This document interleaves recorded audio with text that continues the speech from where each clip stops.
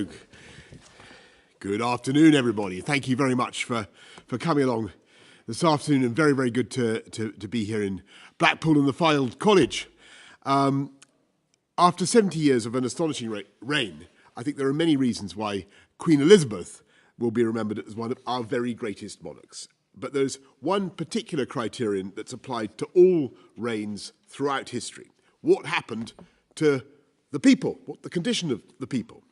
And in the last 70 years, the British people have begun to live lives that were unimaginable even to our grandparents, perhaps even our parents.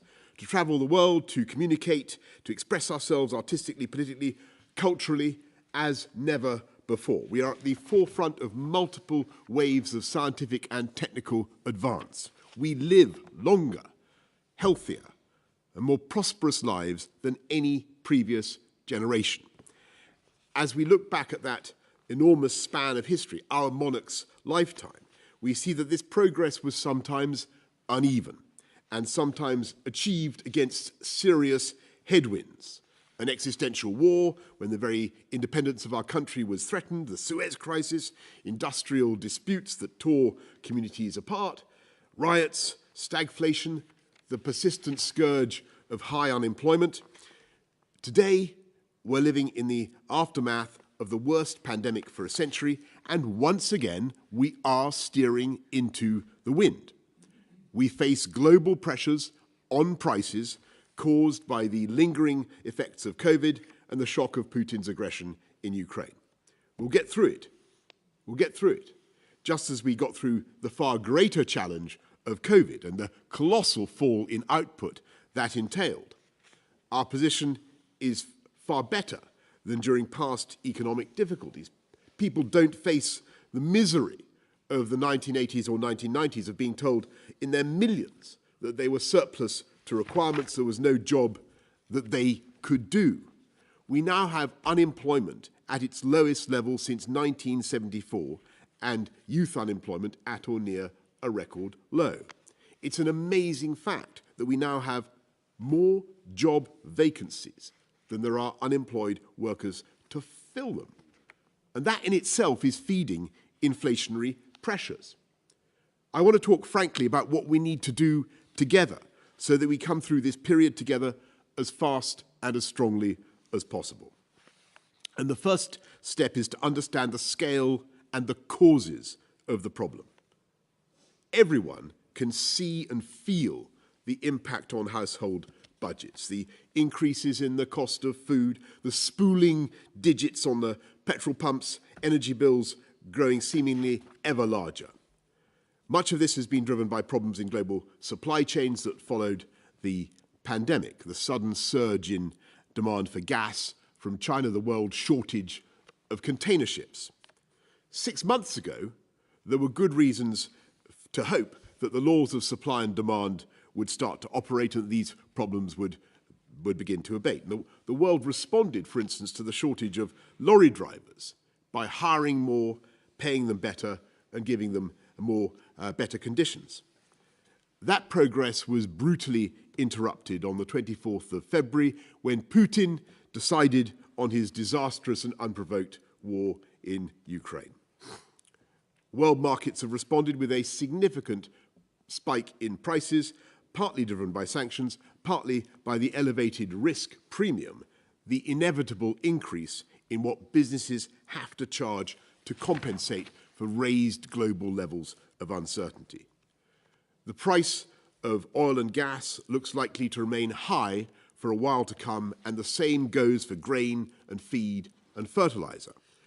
And I know there are some who may argue, not in this country perhaps, but elsewhere, that the price of supporting the Ukrainians is now too high and they should be encouraged to accept whatever terms Putin may ask.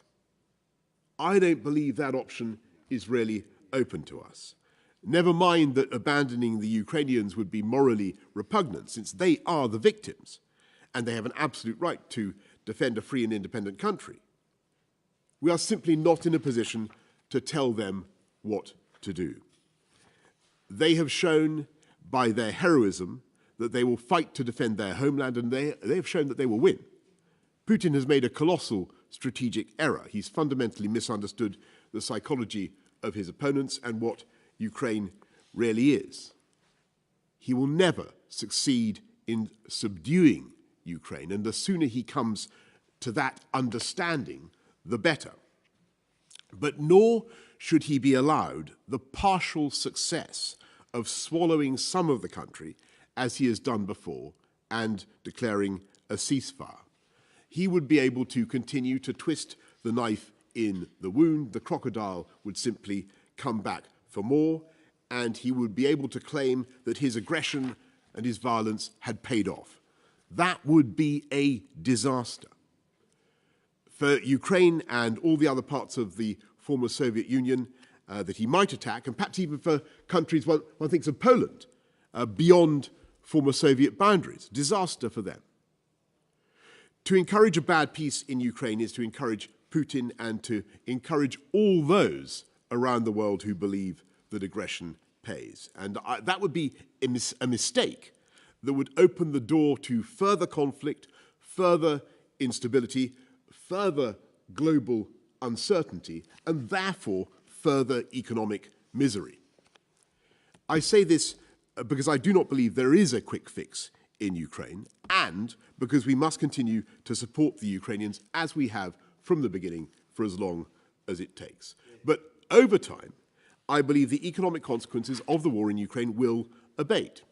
The Europeans and others who depend on Russian hydrocarbons, and we, by the way, we still get 15% of our diesel from Russia, but we'll find, it was 30%, it's now 50%. We'll find other sources. The whole tragic experience will greatly accelerate the rush to clean, low-carbon energy of all kinds, and over time, the inflationary effects will start to diminish. We're dealing with labour market shortages, not just by reaching for the old lever of uncontrolled mass immigration, but with a points-based system that gives us the workforce we need. We're solving it by getting people, by the way, off welfare into work. 380,000 now have gone off welfare into work under the Way to Work scheme. Above all, by skilling up British people with the lifetime skills guarantee and all the investments that this government is proud to make into fantastic colleges such as the one I'm proud to be standing in today. We're trying to fix the labour market in addition to everything else. But we must deal with the here and now as it affects families in our country. We've got to recognise the pressures on household budgets that for some will be simply unaffordable, especially as the energy price cap goes up in the autumn. So this government is on the side of the British public in coping with those pressures. As the Chancellor has announced, we are directly helping the most vulnerable 8 million households with cash payments worth £1,200. Every household in the country will get £400 towards their energy costs. Most will get a £150 council tax rebate. Pensioners in receipt of winter fuel payments will get another £300, and the disabled will get another £150. Taken together with the funds already committed, that is £37 billion to help with the cost of living. We have the fiscal firepower to help, and we will. We will back Britain, and we will back the British people for as long as it takes. But of course, there's only one reason why we can currently afford to make these enormous commitments, and that is because we responded to the pandemic with a series of difficult but ultimately responsible decisions. First, we protected families and businesses with a package of support worth about £400 billion that was among the most generous in the world. Then, having rolled out vaccines faster than any other European country, we were able to open up our economy faster. And that's why we've had such a rapid rebound in employment, and last year we're the fastest growing G7 economy. And it's that fundamental strength, that the tax base of a high-wage, high-skill, low unemployment economy that enables us to look after the British people. That's how we can afford to cover the costs. And we will continue to do what we can for as long as it takes. That was the pledge that I made to you, to the British public, during COVID. We delivered, and we will deliver again. At the same time, we must face some realities. The first is that no government in the world can afford to use taxpayers' money to shield everyone completely from the increased costs caused by powerful global forces. When we protected the population during COVID, the package of help was massively progressive in the sense that it went overwhelmingly to the most vulnerable households. And we'll do the same in the aftershocks of COVID. We'll get the right balance between spending what we can afford now and making sure there is a healthy economy to look forward to when the pressures abate. And while some support is of course going to be universal, the bulk of it will be targeted at those who need it most. And I think that approach is right and supported by the vast majority of people in this country. The second reality is that when you face inflationary pressure, you can't just spend your way out of it. On the contrary, you have to be careful not to add to inflationary pressure. We are constrained in what we can do, not just by the fiscal position, the risk of borrowing too much, but by the risk that we will fan the flames of further price increases. Which brings us to the third reality, that we can't fix the increase in the cost of living just by increasing wages to match the surge in prices. I think it's naturally a good thing for wages to go up as skills and productivity increase. That's what we want to see. And so we've been increasing wages with a record increase in the living wage, changes to universal credit. But when a country faces an inflationary problem, you can't just pay more and spend more. You have to find ways of tackling the underlying causes of inflation. If wages continually chase the increase in prices, then we risk a wage price spiral, such as this country experienced in the 1970s. You're far too young to remember the 1970s. I do. Stagflation, and that is inflation combined with stagnant economic growth. When a wage price spiral begins, there is only one cure, and that is to slam the brakes on rising prices with higher interest rates. And that has an immediate impact on mortgages, on rents.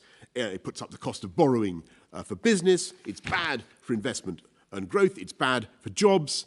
It's bad for everyone. And of course, the increase in interest rates considerably increases the cost of borrowing for government. We're already spending £83 billion this year alone in servicing our debts. And every extra percentage point in interest payments is another £21 billion that has to go on paying lenders for our borrowing. And that's money that will have to be paid back by our children and grandchildren. It's money that could go on schools and hospitals.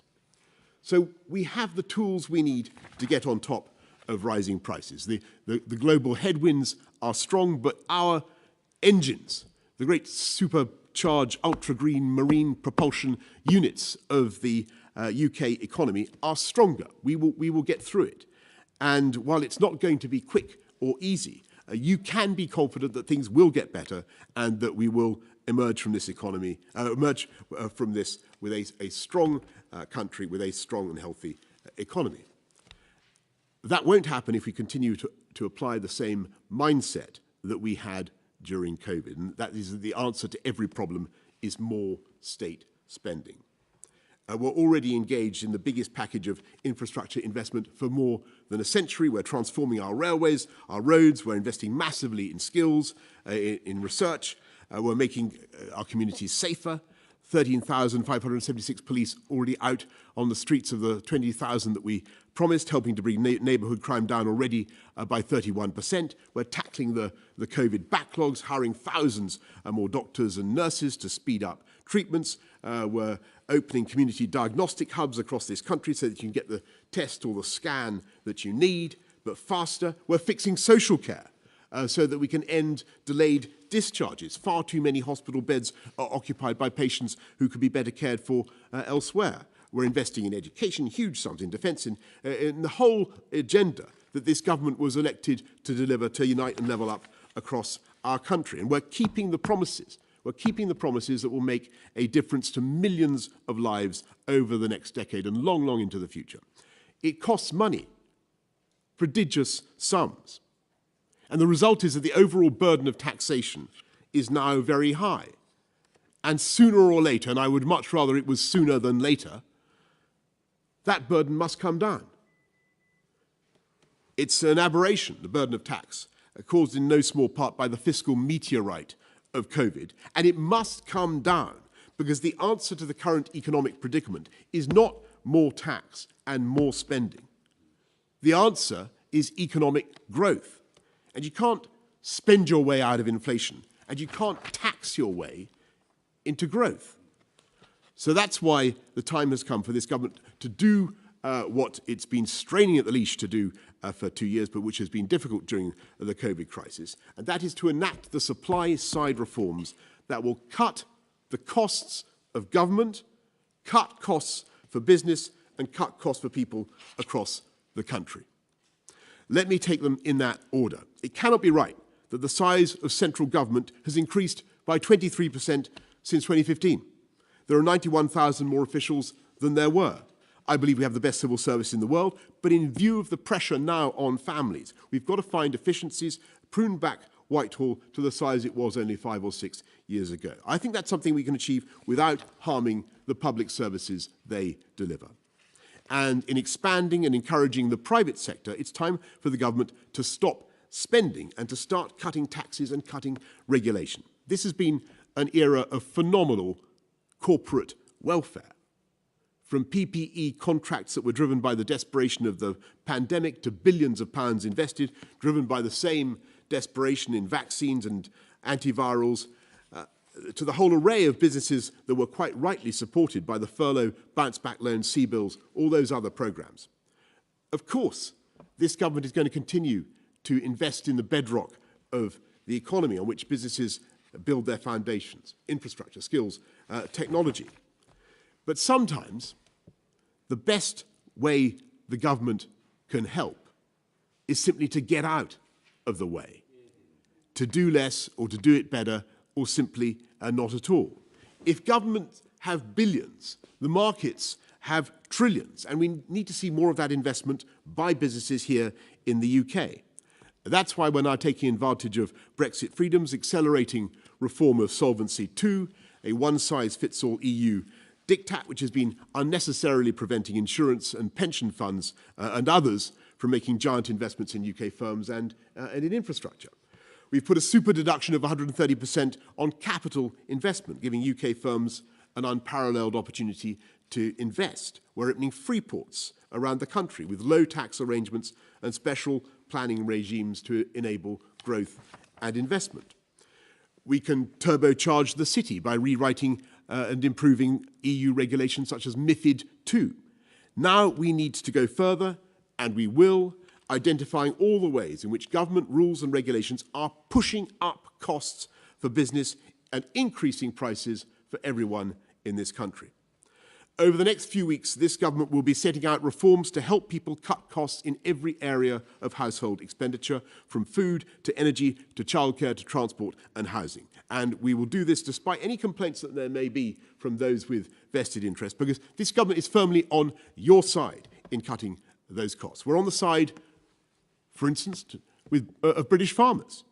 We need to grow more and eat more of our own food in this country. And I think it's sensible to protect British agriculture from cut price or substandard food from overseas. But we're also on the side of British consumers. We do not grow many olives in this country that I'm aware of. Why do we have a tariff of 93p per kilo on Turkish olives, Turkish olive oil? Why do we have a tariff on bananas? This is a truly amazing and versatile country. But as far as I know, we do not grow many bananas, but not even in Blackpool. We are on your side. We are on your side in tackling fuel bills, and not just with the cash help that I've set out just now. We have cut fuel duty already, cut fuel duty by record amount. And what we want to see is those businesses passing on those savings to consumers, whether it's at the pumps or supermarkets or anywhere else. And I know many businesses, some are taking price, but I know many businesses can see the wisdom of protecting their customers rather than simply taking profits now. One of the ways, of course, to reduce energy costs is to increase energy supply. And that's why the British energy security strategy is going for a step change in the quantity of wind power. We generate 50 gigawatts by 2030, returning the UK to the status of the #1 wind power producer in offshore wind power producer in the world.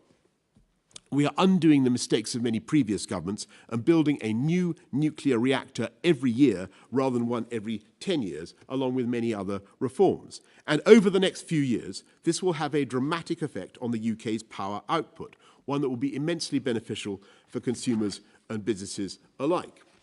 We are on your side in cutting the costs of transport, not just with the fantastic investments that we're making. It's time for us to grasp the nettle of reform and move sensibly and responsibly to the end of some outdated working practices. There are fully manned ticket offices in this country that barely sell a ticket a week. And now 10 years ago, as chairman of Transport for London, I moved to take advantage of new ticket offices by closing ticket offices on the underground. It was initially painful, and the union chiefs predicted catastrophe, but we successfully made the argument that staff were better and more productively deployed on the platforms interacting with the public. And the time has come to do the same thing across the transport network. The union barons will protest, but the winners will be railway staff, whose industry will be placed on a much sounder long-term footing, and the fare-paying public. And we're on your side, by the way, in cutting the costs of childcare, about which I speak feelingly. We're making it easier to be a childminder and making sure parents make the most of their tax-free childcare allowances that already exist but aren't taken up. All these costs and more we will address in the coming weeks. But today, I want to talk about the single biggest chunk of household expenditure, and that is the cost of housing itself. Just this year alone, the price of a home in the UK has soared by an average of 9.8% to £278,000, which is £24,000 higher than this time last year. And in 2021, prices rose faster than wages. So that if you're one of the millions and millions of people outside the housing market and you're looking in, for every week and month that goes by, the dream of home ownership recedes further into the distance. And the average age of first-time buyers has been rising continuously. The proportion of young people who can afford to buy their own home has been falling. Between 2005 and 2016, the proportion of 25 to 34-year-olds who owned their own home fell by 20%, whereas in almost every other European country, that proportion has actually been rising. It's true that we still have higher rates of overall home ownership, just ahead of France and just ahead of Germany, ahead of those two companies. And it's true that we're building more as fast as we can. After a sustained decline in home ownership rates under the Labour government, that rate is now starting to go back up, thanks to our support for first-time buyers, and also because we're building more homes. Last year, there were 400,000 first-time buyers of property, which was a 20-year high. But those raw numbers disguise the fact that home ownership is overwhelmingly concentrated amongst the over 65s, those who are able to buy in an era when housing was much cheaper. If you look at the millennial generation, I can see some millennials here, just 31% can own their own homes in the UK. In France, that figure is 41%. Now, partly this is a function of supply. When Labour left office, of course, they famously remarked that there was no money left. They'd also totally failed to build new homes at the rate that was necessary. And we've been sorting that out ever since. Thanks to the planning reforms that we've been putting in over the last decade, house building rates, as I say, reached a 20-year high. But everywhere else, though, outside London, I should clarify this, outside London, where the present mayor is not showing quite the speed and scale achieved by his immediate predecessor. But despite the progress everywhere outside London, we will remain one of the slowest, least prolific home building countries amongst the 28 members of the OECD. Since 1970, France has built 16.7 million homes, whereas we have built just 8.9 million. And in that period, our population has grown by more than 12 million people. And it's not true that there isn't the space to, there aren't sites where we can build these homes. There are fantastic brownfield sites up and down this country. There are places where we can build. So that's why Michael Gove has been developing plans to work hand in hand with local communities across England to build more of the right homes in the right places. We're going to put more publicly owned brownfield land to use and seek to unlock the small sites that are ideal for the kind of unobtrusive development that communities welcome, with a priority for first-time buyers and key workers.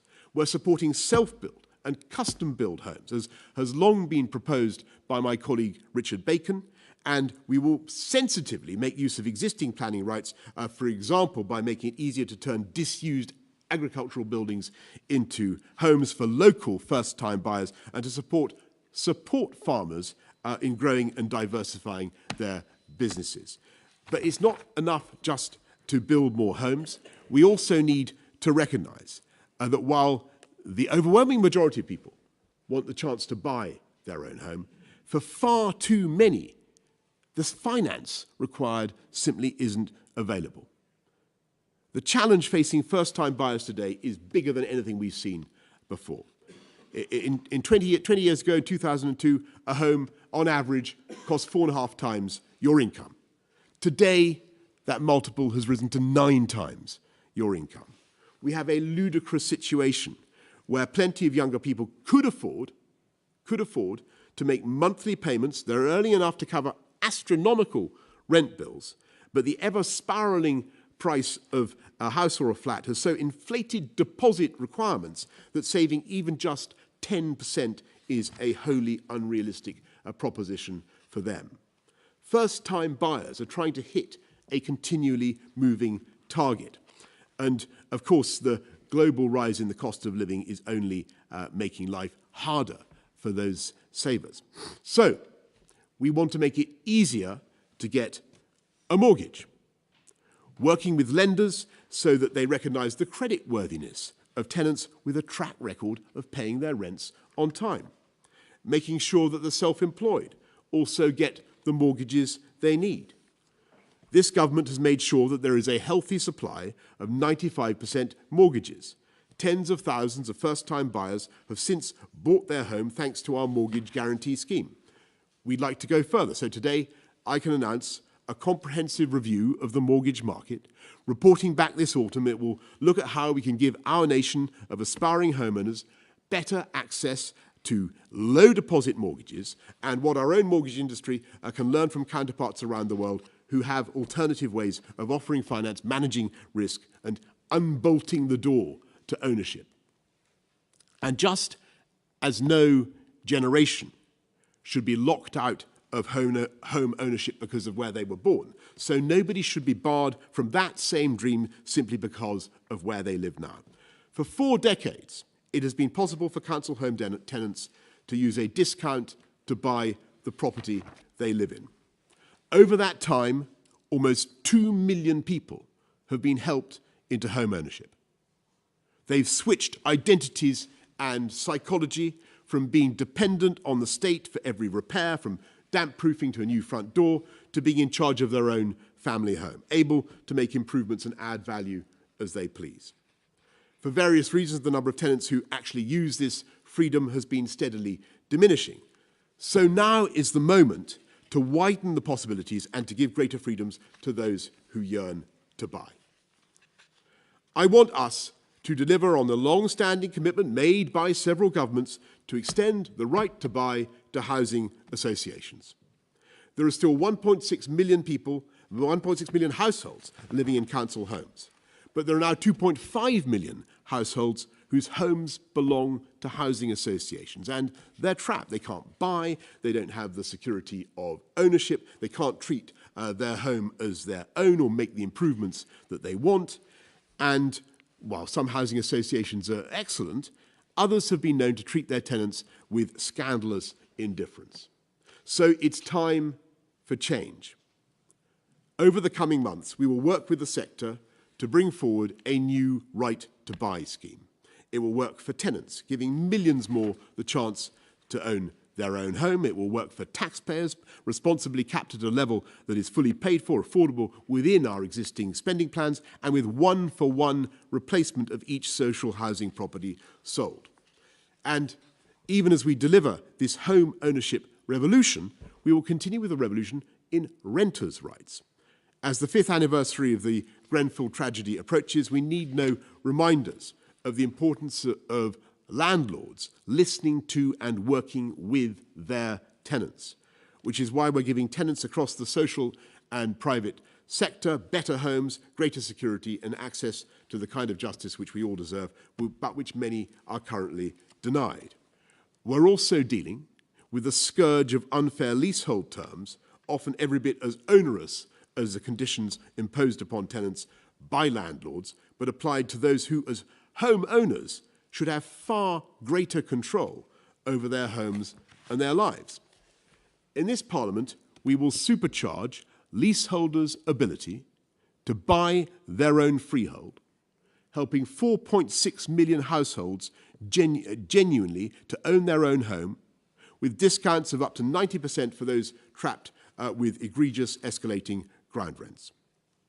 We will finish the right to own reforms Margaret Thatcher began in the 1980s, ending the absurd position where first-time buyers spend their life savings on flats only to find themselves being charged hundreds of pounds for painting their own doors or even unable to own a dog. That's what being on your side is all about. When ownership remains beyond the reach of a great many hard-working people, it's neither right nor fair to put ever vaster sums of taxpayers' money straight into the pocket of landlords. The total bill for housing support stands at about £30 billion a year, and the Office for Budget Responsibility has warned that if we don't take action, it could reach £50 billion by 2050. That is cash, taxpayers' cash, that is being simply swallowed to pay the mortgages of private sector landlords or being swallowed by housing associations. It's time to put this huge wall of money, taxpayers' money, to better use. It's time to turn benefits to bricks.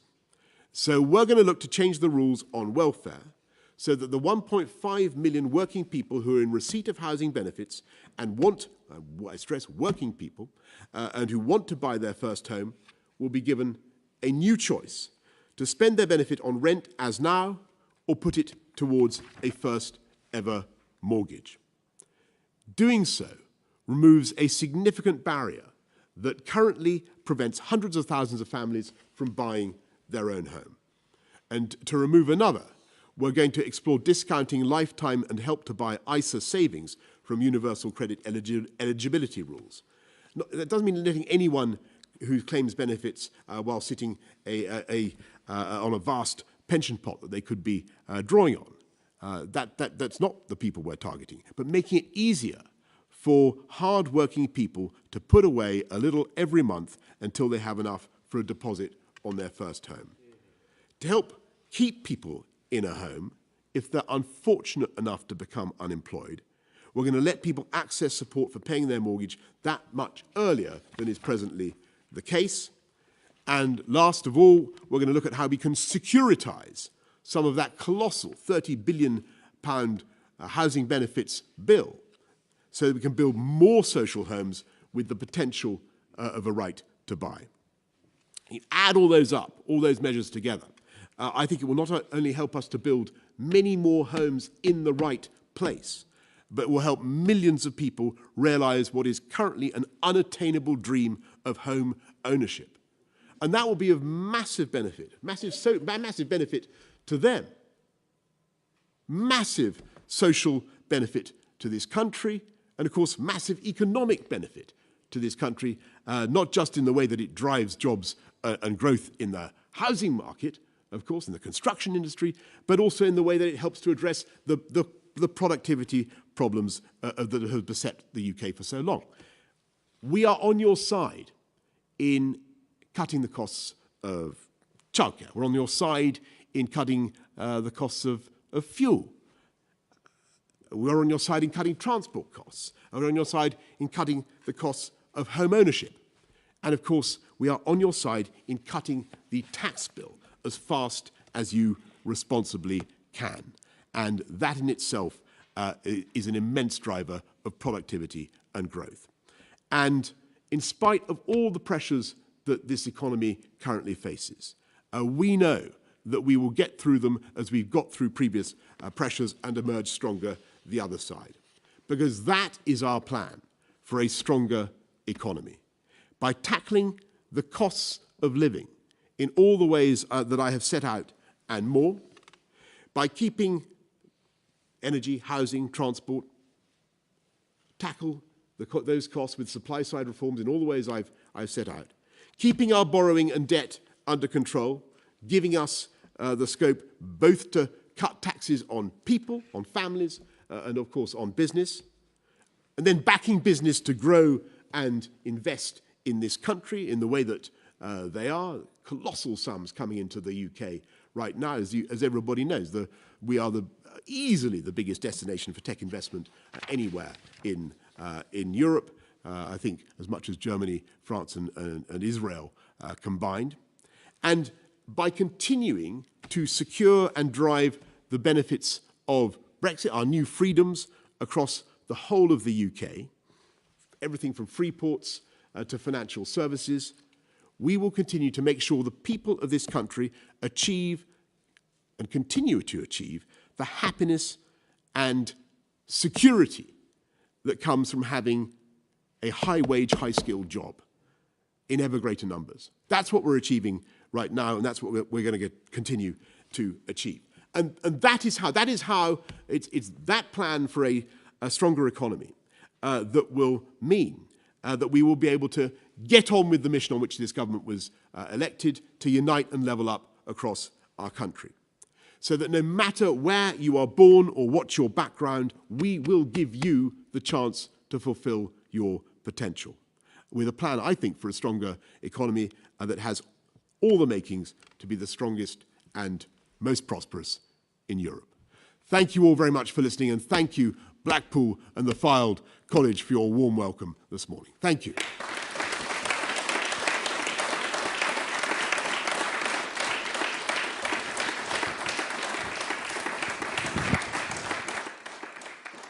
Thank you all very much. Right, now we're going to go straight away. We've got 6 questions from the media, and I'm going to go straight away to the BBC, Chris Mason. Thank you. Chris Mason from BBC News. Many people, Prime Minister, are desperately worried about the cost of living, and yet they see in you a Prime Minister described by a former Conservative leader, no less, as someone driving down the motorway with 2 flat tyres. Why should people believe you when you say you can deliver, when 40% of your MPs don't think you can? Right, Chris, I mean, there I was really hoping that you would talk about all the things that we're doing to take the country forward, but never mind. I venerate the organisation from which you come, I think the answer is very simple. If you want a proof point of what we're going to deliver, look at what we've already delivered. Look at the way we got the country through the worst pandemic, I think, for 100 years. The speed and efficiency of the vaccine rollout, and look at the fact that we've emerged from it when people were saying that we would have unemployment in the region of 12 to 14%, with the lowest rate of unemployment since 1974. Youth unemployment at or near record lows. What I'm saying to you today, and I'm speaking very frankly to the country, is I believe we now have a problem that follows on directly from COVID. I think it's less severe than the challenge of that pandemic, but it's important to level with people about the price pressures that we face, and to explain what the government is doing. And I think that the measures that we're setting out in tackling the cost of living, not just by using taxpayers' money, but by reforming services, by reforming the way government operates, cutting costs of government, but also making sure that we change everything from our energy markets to our mass transportation systems, and as I said at quite some length just now, an opportunity to help people with their single biggest cost, which is housing. And that is, if you look at family budgets, that's where the money goes, and people find ownership something really, really very difficult to attain. And that's and I think that's wrong. I think that what you have in this package today is some very creative ideas, not just to build more homes in the right places, and that's crucial. You've got to build more. You've got to build more. But you've also got to give people the chance to live in them, to own them, whatever tenure. And by the way, you ask about delivery, never forget, and if anybody asks about social housing, I built more social housing than the Labour mayor, past the previous one and the current one. So we get on and build, but what we want to do is give people the chance of ownership. And I think it's a massive, massive thing to do. It's a massive, massive thing to do, and it's right for people, and it's right for families, and I think it's right for the economy as well. Dan Hewitt of ITV. Thank you very much, Prime Minister. Dan Hewitt, ITV News. On housing, isn't the really big problem here in this country is that we simply don't have enough affordable homes? You made no mention in your speech of the 121,000 children currently living in temporary accommodation, or the 1 million plus families on social housing waiting lists. Far from building more homes for them, doesn't this policy of right to buy seriously risk selling off what few affordable homes we have left in this country? And you said you want to build more social homes. Will you commit to providing a number of social homes you want to see built year on year? Yeah. So I'm going to totally reject your... we build huge numbers of affordable homes right now. And we can be proud of. When I was, as I said just now to Chris, when I built more than 100,000 affordable homes in London in my time as mayor. Far more, I think, from memory than Ken Livingstone did, and certainly I built them at a far greater rate than the current mayor did. We build affordable homes. As far as I can remember, we built more affordable homes in 1 year of the incoming Conservative government after 2010 or coalition government than the Labour Party did in 13 years in office. So we understand the vital importance of council homes and affordable homes. Actually, the interesting thing about this country is that we do have, by comparison with many other European countries, a lot of social housing. 1 in 5 homes in this country is social housing, and that's far more than France, Germany, or most other countries. And what we want to do is make sure that we give people the chance not just to live in an affordable home, but eventually, when they want to, when they feel that their situation enables them to buy it. And that's a fantastic, mobilizing, motivating thing that drives people's thoughts and passions and engages them deeply. And it's a very, very important change to make if you can.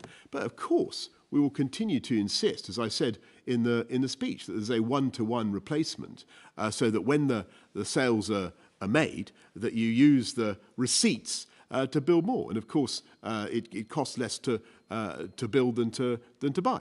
And so that's the way we'll do it. Well, we want to see at least a replacement, and we want to build hundreds of thousands more homes every year. And I think I'm right in saying that in the year before COVID, the number of homes built in this country under this government was about 245,000. Which is almost a 30-year high. We are. You look as though you don't believe it. Well, as I said to you, we are building consistently more affordable homes than Labour ever did. And when you look at the council house numbers, we left them absolutely standing. Of course, we want more affordable homes, but the way to do that is to have more home building, full stop. And you won't get, and I know very well that you won't get, any development has got to have a mixture of market sale and affordable. And the problem that we've had is that successive Labour governments have imposed such ridiculous quotas on developments that nothing has gone ahead. And so you haven't actually seen development at all.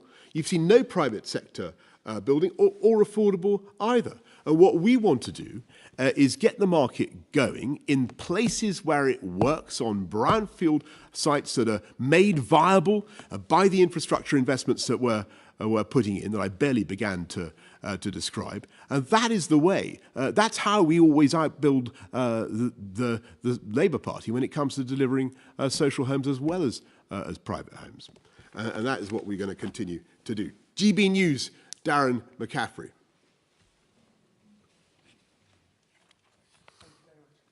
Thank you, Prime Minister. Just on the supply of homes, you're right, I think it was about 245,000 in 2019, but you're committed to 300,000 homes by the middle of this decade. In fact, 300,000 is what experts says is standing still. No Conservative government has done it over the last 12 years. Can you give a cast-iron guarantee that by the middle of this decade, you would at least reach that manifesto commitment? And doesn't that frankly mean changing planning laws, dealing with NIMBYism? And just second of all... With NIMBYism? Yeah, indeed. And just second of all, on fuel, because today, I think a new record's been broken that it's going to cost the average family 100 quid to top up their cars. Now, you've cut taxes in this country, fuel duty, by 5p.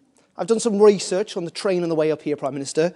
In Ireland, it's 17p. This is in recent months. Spain, 17p. France, 13 pence. The Netherlands, 14p cuts. Germany, 25 pence. I could go on.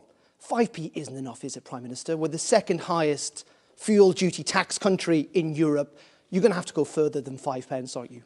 So, Darren, first of all, on our ambition for home building, I think it was back in, you have to go right back to 1968 to find a time when we were building more than 400,000 homes a year in this country. So we've never built enough fast enough because of all the reasons that you rightly describe. But everybody understands that we are sensitive to development that isn't in the right place, and that's perfectly reasonable. We love our natural world. We want to make sure that you have development that is appropriate. But that's why I think the reforms that Michael Gove is putting through today, the second reading of the Levelling Up and Regeneration Bill, are right, and they will give local people much more control over where to site things, to allow appropriate developments to go ahead in places where they will be welcomed and where they will help young people growing up in those communities. And that, I think that is what people want around this country. I think it will allow development to go ahead in ways that we haven't seen before. I can't give you a cast iron guarantee that we're going to get a number in a particular year, but what I can point you to is the record of delivery under Conservative governments and the way that we do it. And clearly, you've got to make sure that you're not building everywhere on precious greenbelt land, that you're taking care of the natural world. But you don't have to. The trick to pull off to build more homes is, as I was saying I think maybe it's to Chris, you've got to put in the infrastructure. You've got to make sure that not only the schools and hospitals, but the roads, the mass transit system, the transport systems, to enable those developments to be viable. The problem is, if you take a development like Barking Riverside, which I happen to know quite well, or all the stuff up in the Thames Gateway area. We're a long way out from Blackpool when we discuss this, but I remember these developments intimately because I tried to do.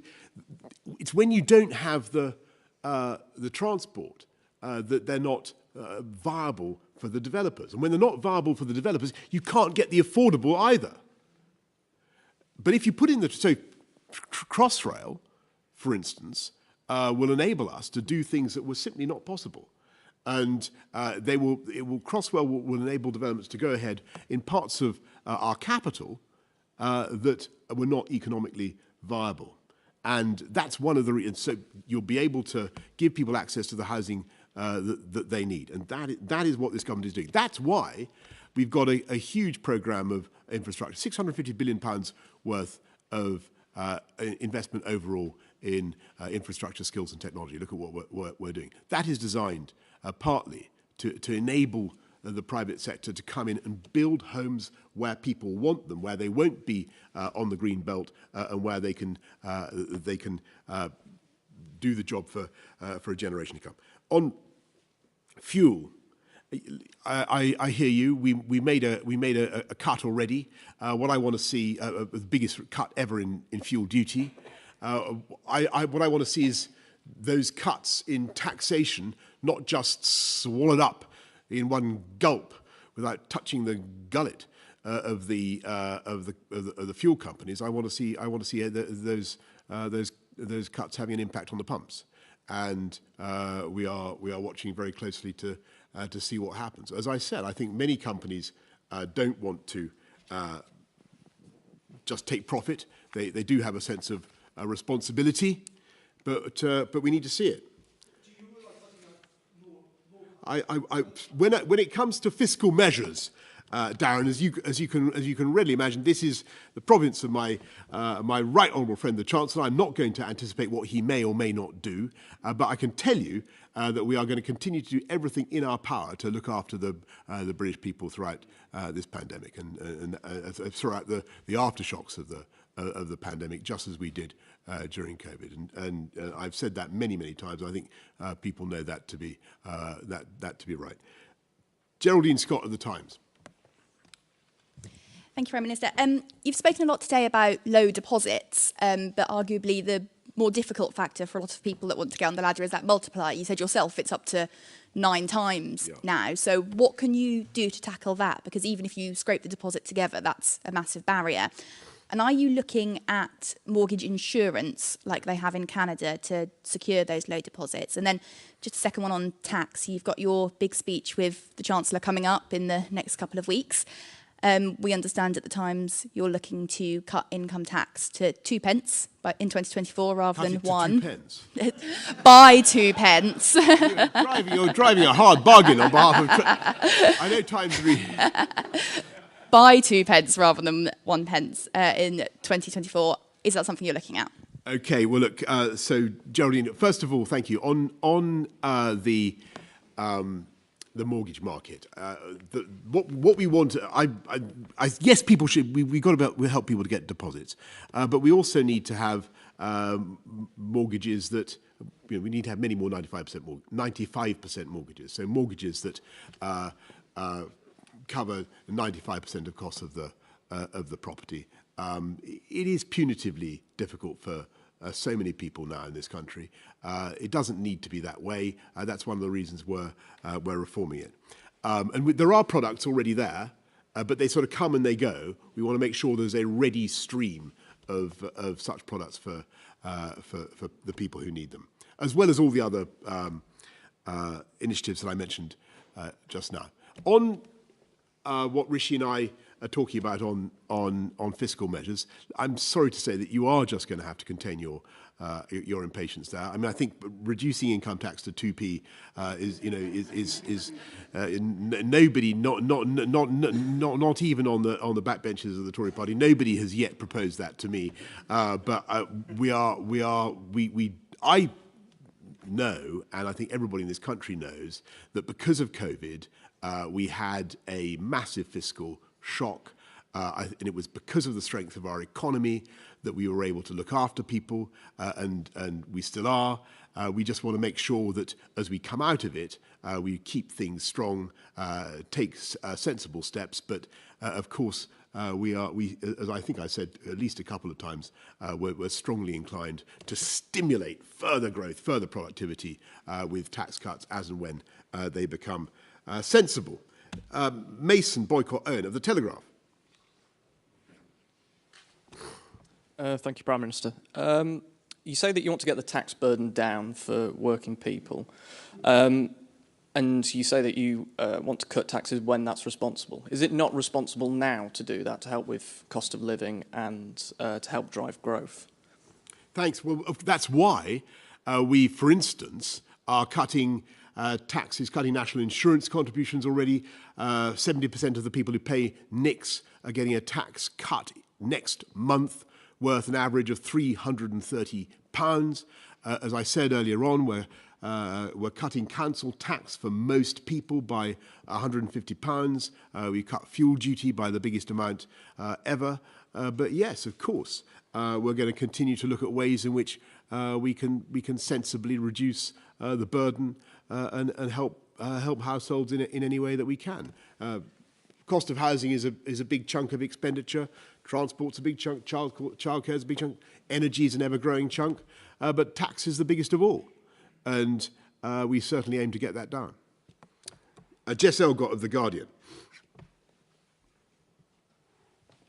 Thank you, Prime Minister. Two questions, if I may. The OECD predicts us having the lowest growth in the G20 apart from Russia. I think we can diagnose Russia's problem. But what you talked a lot in the beginning of your speech about the international issues that are causing slow economic growth. But why is what is Britain particularly doing wrong to have the lowest, to have that such low growth? And a quick second one, if I may, just to follow up on the petrol question. You say that you're watching retailers very closely, and say, but what if they continue to not pass on the cuts? What will the government do? Well, that's okay. So first of all, on the current the trends in growth numbers, don't forget, because we came out first, because of the steps that we took, we're slightly out of sync with much of the rest of the the OECD. We had a faster recovery because we had a fast vaccine rollout. We came out of it fast. We're particularly exposed now to energy price shock. That's because I'm afraid the UK is just not self-reliant enough. We made a big dash for gas, if you remember. The price of gas has gone up. We totally failed to invest in nuclear. That left us without the self-reliance that we need on energy prices. As I say, we're trying to. This government is now urgently trying to rectify that. We're stampeding towards more offshore wind, more nuclear. The trouble is that they will come on. Offshore wind, in particular, can come on stream quickly, but it requires. It will take some time. But if you look at the nuclear, will certainly take some time. But I think that there will be an abatement, as I say, of those costs within the foreseeable future. You can see. The prospect of inflation coming down again, and I just remind you that when you look at the IMF forecasts or other forecasts, they actually have the UK returning at or near the top of the G7 growth league, in the not too distant future. Yes, so be of good cheer about that. But the purpose of my speech today is just to say to everybody, look. Yes, price pressures are going to make things tough for a while, but we will get through it. Here are the steps that we're taking to get through it. And at the other side, we will have a much stronger economy. And on your second question, which was, I think, about fuel prices. I'm watching the pumps. We are watching it.